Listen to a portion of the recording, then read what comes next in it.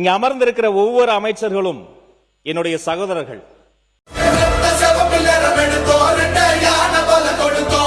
நான் உண்ணும் உணவில் இவர்களின் உப்பு இருக்கிறது. இங்க இருக்கிற ஒவ்வொரு சட்டமன்ற உறுப்பினர்களும் என் சகோதர சகோதரிகள்.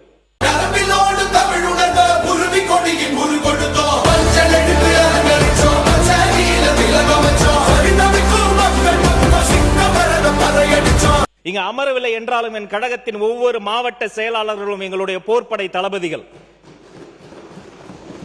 நாங்க எல்லாரும் வெளியில தெரிகிறோம். ஆனா நான் திரும்ப யோசித்து பார்க்கிறேன், வெளியில் தெரியாமலே நாங்கள் இங்கு வந்து அமர்வதற்கு இந்த வெளிச்சம் எங்க மீது விழுறது காரணம்னா அது விர்ச்சுவல் வாரியர்ஸ் என்ற அந்த மாமனிதர்கள், யாரு பெற்ற பிள்ளைகளோ, தம்பி தங்கைகள், அவர்களுக்கும் நன்றி சொல்லி